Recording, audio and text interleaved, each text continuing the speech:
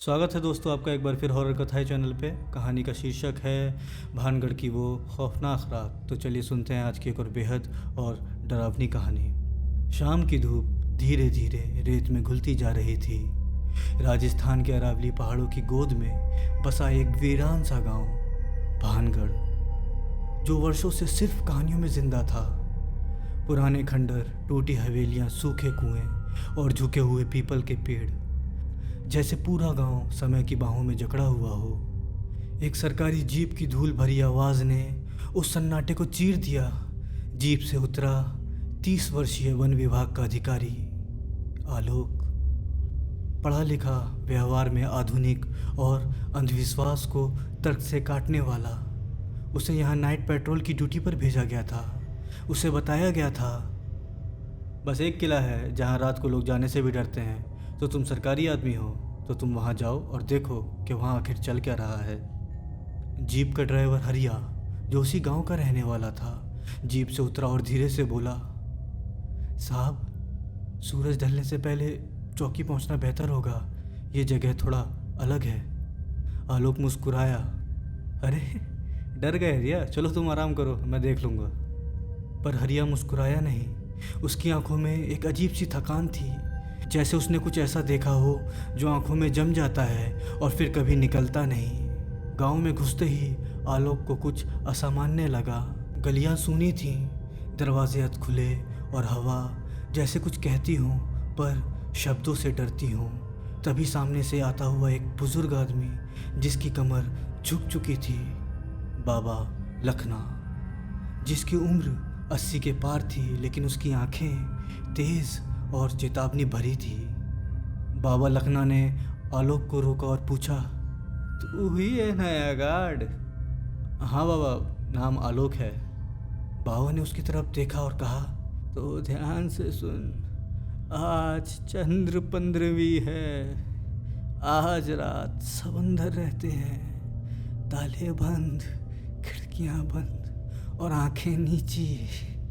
तू मत जाना किसी किले की तरफ, जो जाते हैं वो लौटते नहीं।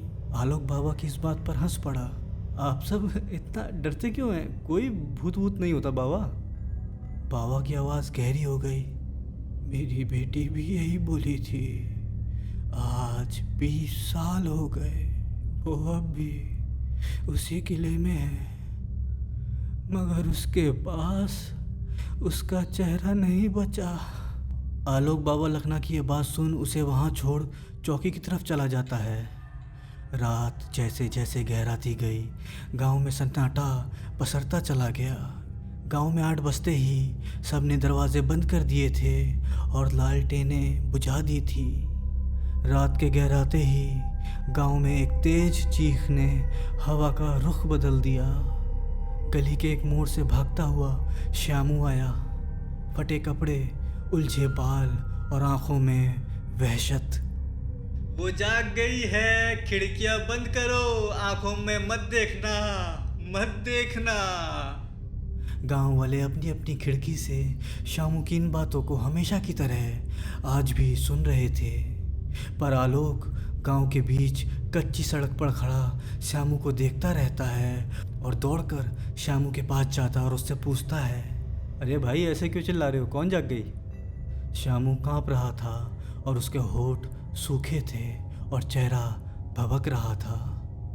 गांव की आत्मा जिसे दफनाया गया था वो वापस आ गई है। वो सबका चेहरा पहचानती है और फिर उन्हीं के चेहरे भूलने पर मजबूर कर देती है। अब मैं अपना नाम भी भूलने वाला हूँ। श्यामू ज़मीन पर गिरकर पूरी तरह रोने लगा। श्यामू की बात सुन आलोक ये सोचता हुआ वहाँ से चला जाता है, इसका लगता है दिमाग खराब है, इसलिए ऐसी बातें कर रहा है। अब आलोक अपनी चौकी की कुर्सी पे बैठा अपना मोबाइल फ़ोन चला रहा था कि उसे प्यास लगती है, लेकिन उस छोटे से बने चौकी में पानी का कोई इंतज़ाम नहीं था। तो आलोक अपने बैग से पानी की बोतल निकालता है तो पाता है कि वो भी खाली थी। पानी की प्यास से आलोक का गला सूखने लगा था कि तभी आलोक फैसला करता है कि गांव में किसी के घर से पानी ले आए। रात के ठीक 10 बज रहे थे। गांव में झिंगुरों की आवाज़ पसर चुकी थी। इन्हीं सब के बीच से होता हुआ आलोक एक घर के पास पहुंचता है तो आलोक पाता है गांव में वही एक घर था जो सबसे अच्छा बना हुआ था। आलोक हल्के कदमों के साथ दरवाजे के पास जा उस दरवाजे को खटखटाता है। अंदर से एक हल्की सी आवाज़ आती है। कौन है? आवाज़ किसी औरत की थी। आलोक, नया गार्ड हूँ, पानी मिलेगा? दरवाज़ा आधा खुलता है। सामने थी माया, 35-36 साल की महिला, गहरी आंखों वाली। माया धीरे से बोली, साहब, आज की रात बाहर निकलना आपके लिए कब्र खोदने जैसा है। वो आ गई है। वो हर उस चेहरे को मिटाती है जिसने उसे नकारा। आज आप भी देखेंगे और फिर खुद को भी भूल जाएंगे। आलोक थोड़ा परेशान हुआ पर मुस्कुराया। हाँ, आप लोग डर के साए में जी रहे हैं। माया ने उसकी आंखों में गहरी नज़र डाली और कहा, हम जी नहीं रहे हैं साहब, हम बस रुके हैं। हमें जीने के लिए हमारी आत्माएं वापस चाहिए और वो हमसे हमारी आत्माएं बहुत पहले ले चुकी है। माया की ये बात सुन अब आलोक को गुस्सा आ चुका था। क्या बकवास किए जा रहे हो तुम सब के सब? मैं जब से यहाँ आया हूँ तब से सब मुझे डराने में लगे हुए हैं। आलोक अभी अपनी बात पूरी भी नहीं कर पाया था कि किले की ओर से एक शोर की हवा चलने लगी। आलोक का ध्यान उस किले की तरफ जाता है। उस किले को देख मानो आलोक कहीं खो गया हो, जैसे वो किला उसे बुला रहा हो। कुछ समय उस किले को देखने के बाद जब आलोक माया की तरफ मुड़ता है तो वो पाता है माया वहाँ नहीं थी और दरवाज़ा भी बंद था। दरवाज़ा बंद देख आलोक की हिम्मत ही नहीं हुई कि वो दरवाज़ा दोबारा खटखटाए। आलोक माया के घर को छोड़ चौकी की तरफ जाने लगता है। किले की तरफ से गुजरते हुए आलोक ने सोचा कि क्यों ना वो किले को पास से देख के आए। अब आलोक किले की तरफ बढ़ता हुआ किले के मुख्य द्वार के पास खड़ा था। भानगढ़ का किला अब खंडर था। पत्थर की छतें गिरी हुई थी पर कहीं कहीं दरवाजे अब भी खड़े थे, जैसे किसी ने उन्हें गिरने नहीं दिया। यही सब देखता हुआ आलोक अपनी टॉर्च चलाता है और अंदर घुसता है। अंदर घुसते ही आलोक को एक अनजान भय महसूस होने लगता है। आलोक अपनी टॉर्च दीवारों पर मारता है और जब टॉर्च की पीली रोशनी दीवारों पे पड़ती है तो वो कुछ ऐसा देखता है जिसकी उसने कल्पना भी नहीं की थी। वो पाता है दीवारों पर नाम गुदे हुए थे, रमेश, बाबा लखना, श्यामू, माया और फिर आलोक। आलोक अपना नाम उस दीवार पर देख चौंकता है और सोच में पड़ जाता है कि ये कैसे हो सकता है। इन्हीं सब में उलझा हुआ आलोक अब सब समझने लगा था कि गांव में जिन लोगों से वो मिला था वो कोई इंसान नहीं, सब आत्माएं थीं। ये गांव आत्माओं का गांव है। आलोक ने फैसला लिया था कि अब वो वहाँ एक पल भी नहीं रुकेगा और आलोक तुरंत वहाँ से निकलने के लिए दरवाजे की तरफ मुड़ता है कि पता नहीं एक आईना उसके सामने गिर जाता है। उस आईने को ज़मीन पे बिखरा हुआ देख आलोक उस आईने के एक टुकड़े को उठाता है तो वह देखता है उसमें उसका चेहरा नहीं था।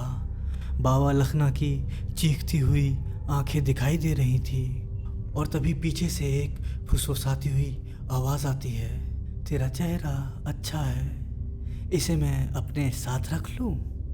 ये आवाज़ सुन आलोक किले से बाहर भागता है और गांव पहुंचता है। गांव पहुंचते ही वह पाता है अब गांव वैसा नहीं है। बाबा लखना का शरीर आसमान में चांद के बीचों बीच हवा में तैर रहा था।